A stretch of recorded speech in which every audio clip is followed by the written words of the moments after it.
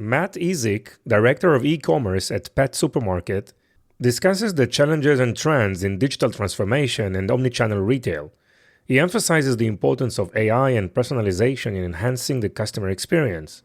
Matt also shares insights on managing multiple channels, optimizing inventory, and building relationships in the industry. As a former professional musician, he highlights the value of teamwork and not overdoing it in both music and e-commerce. We've also discussed the importance of understanding the backend technology and architecture of e-commerce platforms for non-technical professionals. In order to ensure career growth and project success, Matt emphasizes the importance of establishing relationships, networking, being flexible, and learning constantly. It is inspiring to see the wealth of knowledge Matt has accumulated as an e-commerce professional. Let's get started with this episode to learn from Matt about what is required to be an e-commerce leader.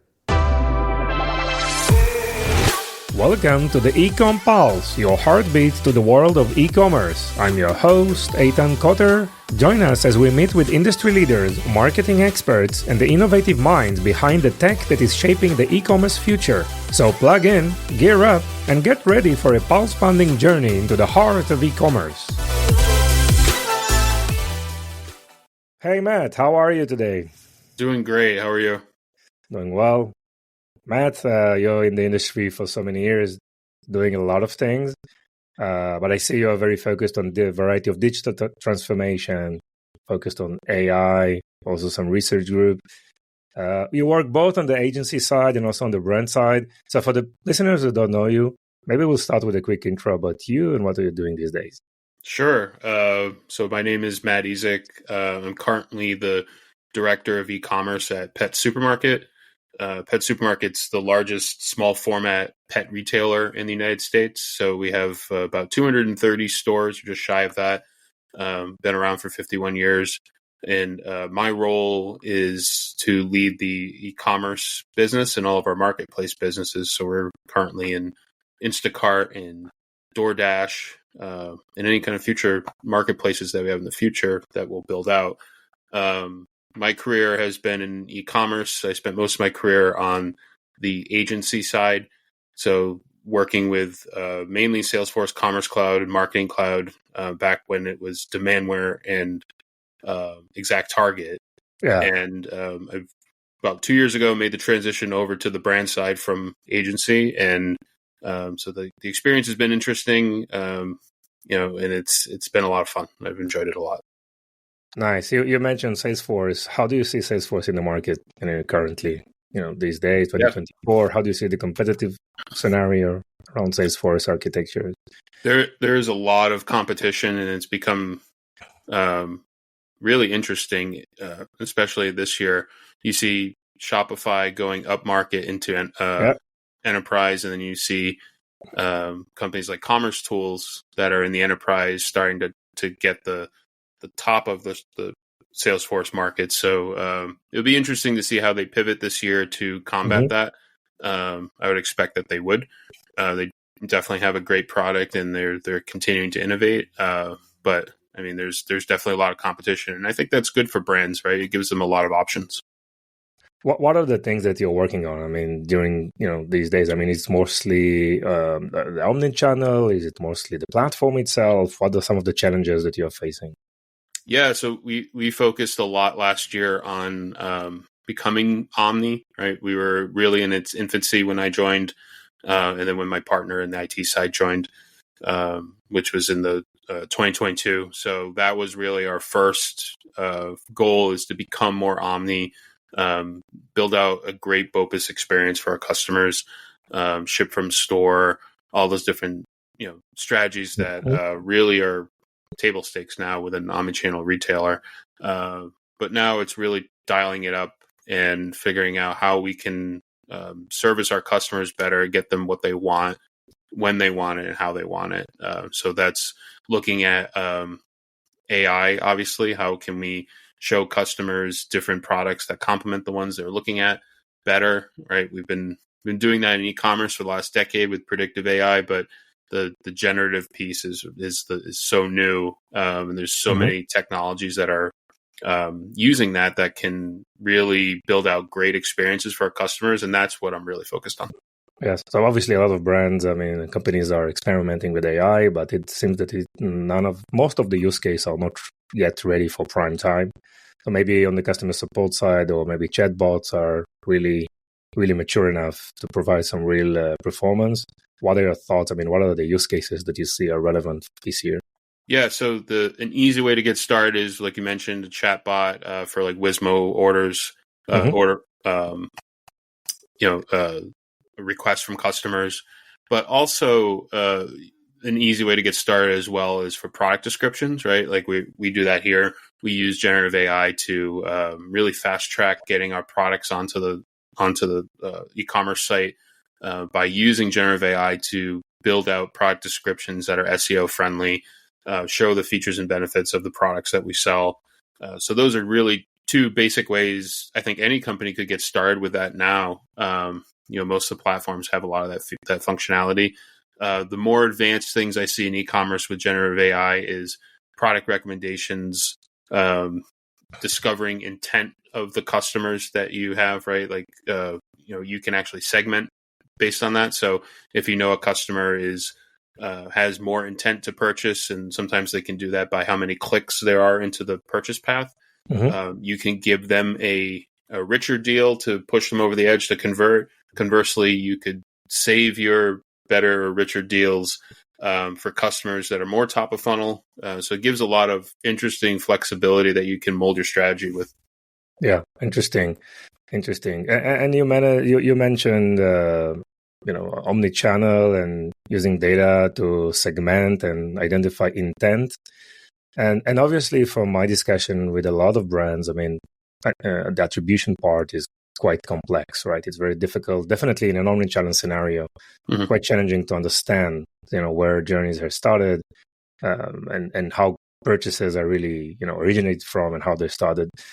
How do you see attribution on an omnichannel scenario? I mean, for pet supermarket, and are you have what is the level of clarity that you have of what's really going on in terms of customer behaviors? It's definitely something we need to improve, Yeah. and it's challenging for sure.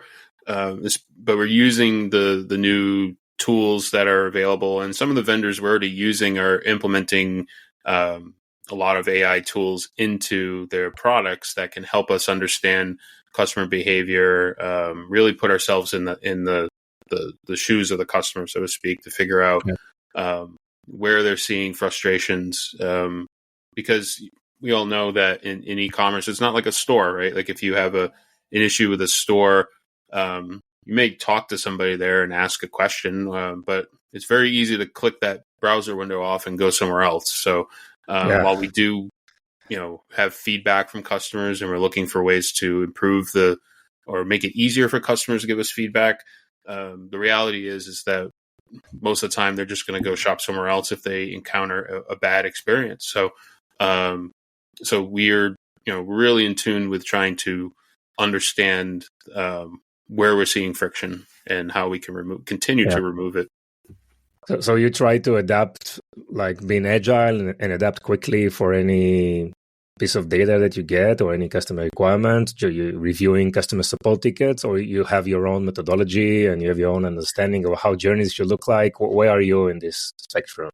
I think what you mentioned is probably the bulk of it, right? Like we not only have reviews with customer service and listen to calls and do calibration calls with our customer service, but we also look at our KPIs, right? The main KPIs that every e-commerce business would measure, like besides revenue, you're looking at conversion, abandonment, AOV, Yeah. traffic, right? When you see trends with those that are up or down, something is changing. And you can also correlate that to when you're making changes to the code base, when you're making changes to the content. So we really try to follow a strict agile process of delivery with that. So we can always go back and look and see, okay, we've seen traffic spike, like what changed? Mhm. We've seen abandonment spike, more importantly, what changed? And then try to really drill into the different sessions that customers are having. Like we have tools that you can go in and watch sessions. You can segment the sessions based on different errors that you see. That helps us really be Nice. proactive in figuring out like what that issue may be. Nice. And in terms of offline versus online, do you have like any specific targets to migrate users from online to offline or vice versa, or you just want to leverage and be successful in any of those channels regardless of any influence between one another?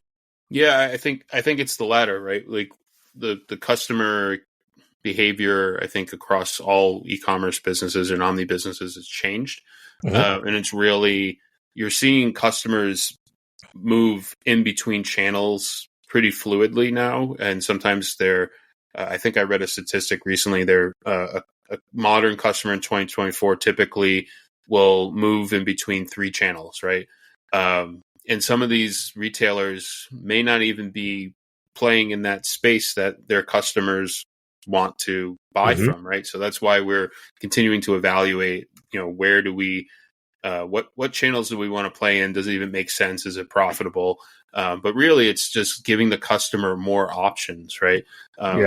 In our space in pet, there is a lot of compelling reasons for a customer to want to go into a store, which I, as a digital leader, I totally support that, right? I want our customers to, especially if they own a dog, to come into our store and go look at treats, toys. Maybe like I personally like to have my dog go and pick out a toy when it's like his birthday or just because. We have grooming salons in our stores. We have dog washes, right? There's a lot of compelling reasons as a dog owner that you'd want to go into the store. But now we're looking to fill in the gaps, right? Like maybe you want to put your food on auto ship and have it delivered so you don't want to think about it, right? You're going to need the food anyway. Find a cadence that makes sense based on your dog's needs and just have that automatically delivered where you don't have to think about it, right? That's an example. If you're in a pinch and you need a supply or food, we make it easy for you to buy it so you can pick up in store or have someone deliver to you in a couple hours, right? It's just adding convenience, adding more channels, really making it as easy as possible for a customer to enter our ecosystem and stay in it. Yeah, obviously going offline, and it's adding an extra layer of like experience, right? So getting Correct. some emotional connection to the between yourself and your future customers, and I think it's very, very important. It's something that I really appreciate. That you're putting a lot of focus, and as a digital leader, you're not trying to push customers right to come. Right. And purchase online. You understand that there is also a lot of value of them, experiencing, the company also on an offline level. In terms of so you operate as a supermarket, right? You have a lot of brands who provide products inside your platform, and you promote that.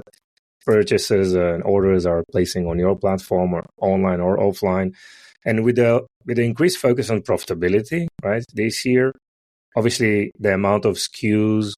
Are you paying attention and analyzing every product line? Like you have like KPIs per product or per brand, and try to analyze whether to increase SKUs or decrease?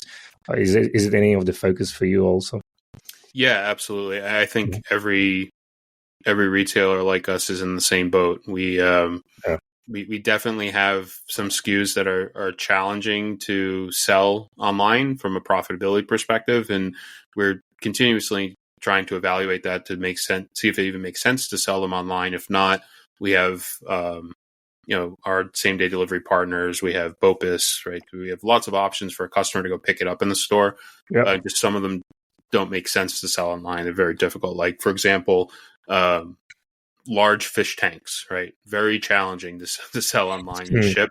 I know some companies do it. It's expensive. It's you run the risk of breaking it, right? So we're in the same boat as a lot of retailers, right? There's just really trying to dial that in to make our transactions as profitable as possible. Yes. So as more and more retailers and brands are looking to more deep dive into their profitability, so there is a larger focus on operational excellence, like right, going back to basics, and the devil is in the details. I try to analyze everything from supply chain to customer acquisition, right? And you have a lot of digital transformation experiences, and during this stage of zooming in and trying to analyze what's happening with your business, I'm not talking about pet supermarket, but in general, from your experience, what are some of the tips or some of the key, insights that you can provide within those digital transformation, initiatives? Yeah. So digital transformation initiatives are tricky, right? They require a lot of people, a lot of process. It's really important to have the right people and the right process before you even start it. I've seen and I've been a part of a lot of digital transformation projects that I had to pick up, or my team had to pick up midway to finish it because they were just kind of going off the rails, right? Mm-hmm. So why they are going off the rails? What are the reasons? It's really, like I mentioned, people and process, right? Like there's been situations where a company could, have a team that's just too junior and doesn't know the intricacies of building the product. But mostly it's the process, right? You need a dialed in process of delivery in order to succeed. And that is really boiled down to all the different phases that you have in your project and gating those phases, right? So when you get to a certain gate, you're going through an entire checklist to make sure you have everything buttoned up before you move to the next phase. And I think there's also sometimes the sales teams in these companies get over their skis a little bit and might promise a delivery date that is really predicated on them winning the deal or not. Then they have to send it to the delivery team to hit a date where really they should be working backwards from that, and not working backwards, I should say. They should see, okay, what is the scope of what we're trying to build, and then selecting a date based on what's realistic from that. So I think a lot of companies get in trouble with doing that and saying, we need this done by June 1st, and they don't even know the scope of the project. So how could they say, yes, we could do it, right? Yeah. How the scope of the project is really defined, because what I see, everything is changing so fast, right? Technology platforms, marketing channels, supply chain, 3PLs, all these RFPs. How do you know how to develop the right scope of work for the digital transformation project? How do you define those KPIs? Because they're changing. I typically take the MVP approach, the minimum viable product, right? So what are we going to get the most use out of at a baseline, and then how can we iterate and build from there? There's always, for most digital transformation technology projects, it's usually valuable to get live and get the benefit from it, and then figure out a phased approach of how you can deliver the rest of the features that will enhance it. I think if you take on too much all at once, it can be really challenging, problematic, and sometimes really tough to deliver. So it's better done than perfect, right? Get this MVP out there, get some feedback, iterate, and be agile and quickly customize. So it's like launching a new product, right? To the market. It's kind of a product market fit type of process. Absolutely. Yeah, absolutely. Yeah. What are the things that are related to digital transformation that you feel are very important in terms of the process and implementation? Having a strategy, right? Hope isn't a strategy. You really need to define what that strategy is. Like, why are you doing the project? What are the outcomes that you're looking for? How does that relate to your KPIs, your profitability? But more importantly, how does it relate to benefiting your customer? So you build a bigger customer base that is frequently your business and becoming an evangelist of your brand. There's, I think a lot of times businesses get into like, I've seen this company do this, or I've been at this company and we did this, and it may not make sense for every company or every brand. So really having a good strategy before you go down the path of I'll give you a good example. With Salesforce in particular, right? There's just Salesforce core in general. It's challenging to use that tool if you don't have the right people in house to do it, because the benefit of Salesforce is that it's infinitely customizable, and even the acquisitions that they've made with Demandware, Exact Target, SeaQuotient, Main Street, right, of all their products and commerce, they're the same way, right? So you could buy all those tools and they can say, yeah, you could lift conversion and you can make more money when you have this stack. And technically it could be true, but if you don't have the right people and process in place to manage it and build it correctly, it's just not going to work. Right. So I think a lot of companies fall into that trap too. It's like, you can't just buy those enterprise tools and think that, okay, my problems are solved, I'm going to make all this money. It's very much the opposite, right? Yeah. You Just have the the beginning, toolkit. right? You need people deeply understand how to customize it and build it the way that it needs to be for that specific business. Yeah. Matt, you worked on the SI agency side, and also you're obviously on the brand side. And I want to ask you, where do you had more fun? It's a little bit of both, right? Okay, there's good and bad to both, right? yeah. I think the fun part of the agency side is that it's really dynamic. You get to work with a lot of different brands and clients, and I spent most of my career working with cosmetic brands and fashion brands, and you're just a lot of fun products, a lot of fun people to work with. I really enjoyed it. But on the brand side, it's a little different, and I think it's equally as fun because you get to take I take a lot of the lessons learned in my career and apply it here. And like I said, a lot of that has come from fashion and cosmetics. So it's interesting to do a lot of test and learn type of projects when we've done, we do X, Y, and Z at this brand in my career. Let's try it here. Do it a little differently as it relates to pet.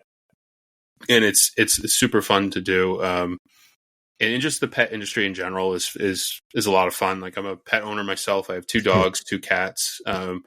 So I intimately understand the needs of the customer because I am a customer. In fact, I'm probably our ideal customer. I have multiple pets, multiple species. That's the type of customer we want, right? So yeah, it's different on every side, but I think it's equally as enjoyable. Nice. So you're happy now on the brand side or supermarket side? Absolutely. That's a place to be for you right now. Okay. Maybe you switch back some point of time. Who Maybe. knows? Yeah, definitely. I wouldn't rule that out. Yeah. So, I mean, we talked about omnichannel and we talked about variety of, offline and offline strategy. And I wanted to have your thoughts on B2B versus D2C, because I hear a lot of evolvements on D2C that, those platforms are becoming very, very similar to B2B as well, with subscription, different payment terms, things that we've mentioned, right? How do you see the difference in terms of the tech stack, in terms of the qualification, or, the platform requirements for B2B versus direct to consumers? It depends on the customer, right? Mm-hmm.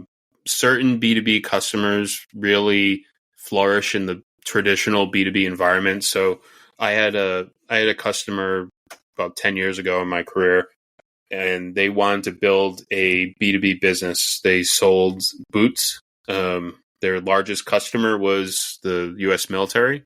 Mm-hmm. So you can imagine somebody ordering from the U.S. military. They're not really going to care that much of the style or this or that. I mean, they just know that I have 1,000 new recruits and they need boots, and here's all the sizes I need, and that's it. Or if you're, I worked with a company that sells bath fittings, right?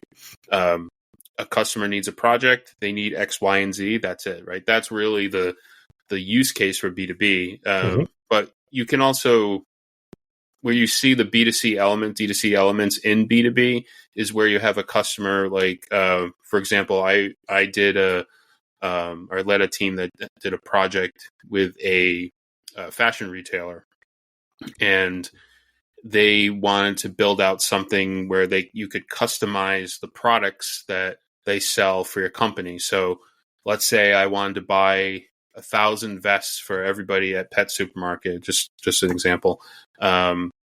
We built out the PDP where you can go on there, you can put the logo in, you can select the style, the type, the color. And then there was a section where you say, okay, I want 500 XLs and I want 300 smalls and I want 200 2XLs. Mm-hmm. And that's how you see some of the different elements with that are from B2C that are coming into B2B. Yes. So it really depends on the brand. Depends on the brand. And there is a migration, right? Convergence, let's say. Maybe it's a better term, right? D2C to B2B and vice versa. Yeah. So that's an ongoing. And obviously, I think the term I heard was B to B to C, which starts to get convoluted, but that's really the use case I'm talking about. Yes, obviously. And so for Pet Supermarket, you mentioned all these channels. I mean, how do you manage? Do you have like dedicated teams for each one of those channels? Are you using technology to manage that? Because you need to have the inventory synced across all these channels. You need to have the order management lined up, customer support, marketing efforts. How do you manage all these, different So as channels? we grow, we'll definitely move in the former we mentioned with different leaders for each channel, but we're kind of in an infancy with that, so we're growing to that point.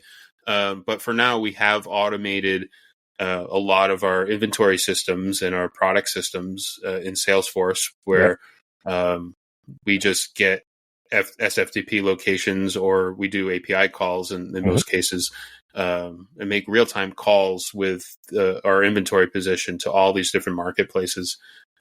This was a fairly new product in the Salesforce order management product that we have called Omnichannel Inventory, and we implemented it last year. And the main use case for that is to have real-time visibility to all the different channels we have, but also that is what predicated our ship from store strategy, right? So we're if you place an order for a leash and a collar and a bag of food for your dog, it's going to look to see which one of our stores in our network has those products that can do a ship complete and put it all in one box and send it. So there's a margin impact piece of that too. But usually what happens is that, myself in South Carolina, I don't have any stores near me, but there's probably one an hour and a half away. Typically it will say, okay, that store has what Matt wants. And we can do a ship complete and put it in the same box, and then they send it out. So the result is that myself as a customer, I get it much quicker, usually the next day, actually in this case. And then from a profitability perspective, I won't tell you exactly what the margins are, but you can imagine that shipping a product to a customer that is an hour away versus 10 hours away is going to be much quicker and less expensive, right? Yes. Matt, what's some of the industry trends that's worth mentioning?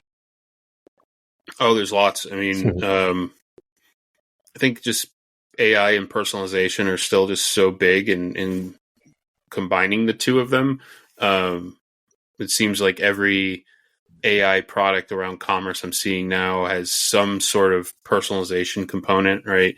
Like I've seen some where they're building product bundles and on the fly based on like clickstream data and order data and the customer shopping behavior. Those are really two big trends that I don't see going away anytime soon, right? Because you're just looking at the end result, right? The end result is that you should be able to give the customer a better experience, which turns them into an evangelist and keeps them coming back to your store and purchasing. So anything that there's just a lot of noise with technology, with trends, and I always advise people to just put the customer hat on. Is this going to help the customer, and it's going to make them want to purchase from you and frequent your store more? Probably worth looking at. Yeah. So obviously AI, right? Personalization. These are the short list for you. Yes, absolutely. Right. Nice. So Matt, assuming you are now meeting or mentoring, colleagues in the industry that are heading e-commerce for brands and retailers, what are some of the tips you can provide from your experience in your career? Yeah, absolutely. I think the biggest thing is to build relationships and networking, right?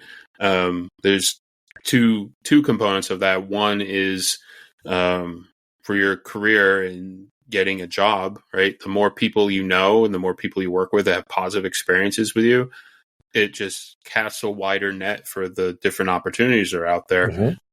Super important. But also internally, when you're working with the teams that are delivering the products and the projects that you have, super important to understand that they have your back, you have their back. And when you're on the SI side with a customer, right, building relationship with a customer and building trust with them, super important for delivering a project, because there are times where things kind of come off the rails and don't go as planned, and Yes. Building that rapport with your teams and your customer are really going to lead to better outcomes. Yes. And then sorry, go ahead. I was going to say, I think another thing too, and I talk about this on LinkedIn a lot, for non-technical people, like really get in the weeds and learn the product that you're selling in the e-commerce space. I've had some non-technical teams like project managers, right? And I've always required them to go in and learn the backend tool, learn the architecture conceptually. You don't have to be a person writing code or building the architecture, but you should know conceptually how the system works, and that will show you why a customer wants to do certain things. And then you can speak intelligently about it because you understand it, right? So that really is a superpower for project managers, especially. You not only can deliver your projects better and understand them, but you also earn the respect and trust from your customer and from the technical teams that you manage. Yes. Wow. Great insights. Thank you so much for that. Really interesting. And Matt, this is the part of the episode where I ask our guest about a fun fact. So this is the fun fact part for you to share some nice story about yourself that most of your professional network are not aware of. Yeah. I think a fun fact is like I used to moonlight as a professional musician, as a bass player. So, wow. So early on when I was growing up and was trying to figure out what I wanted to do with my life, I started playing bass at 14 years old and really wanted to make a career out of it doing performance. I quickly realized that it was very challenging to do that. So I pivoted to technology. But when I started working full-time remote back about 10 or 11 years ago, I decided to take that up a notch and go out and just do fill-in gigs for like really take it like a career, like get my name out there, network, show that I'm dependable. And then very quickly I was able to kind of do that, and really the same type of thing I was just talking about with a technology career. Yeah. And go out and make money and build like a little side career for myself, which was something I knew I wasn't going to do forever, but I wanted to do it just to, I think, appease my inner 14-year-old. Wow. And have a lot of great experiences, great stories. I officially retired in 2019, but okay. I still play occasionally. But it was a fun ride for sure. Nice. So how this semi-professional music career help you in your day-to-day job on e-commerce? It's an interesting question. I think it's the role of the bass player, for the musicians listening out there, you probably know this, is to like sit back and lock in with the drummer and then not go overboard, right? I think that's what led to a lot of the work that I used to get, is that I'd play the part as it was written and how you're supposed to play it and not overplay. And then you rely on your other team members in whatever band that you're playing to do their part. And as long as everyone is not overdoing it and doing what they're supposed to, the end result's great. And I think that translates to any job, right? Nice. So the role of the bass player is really just sit back, hold the groove down, not overplay, and just do your thing and hang back. And that's what I did. That was my style, and it really worked out. Nice. So it seems like a good methodology for crisis mode, right? Or resolving problem. No ego, right? Work as a team, as a symphony, as a band, right? Right. Work together to resolve things.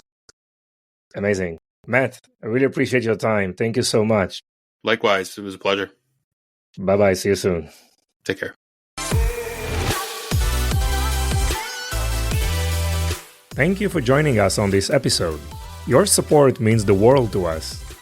If today's episode has been insightful for you, consider sharing it with someone who would also benefit. Even one share can make a big difference. Looking to elevate your e-commerce game?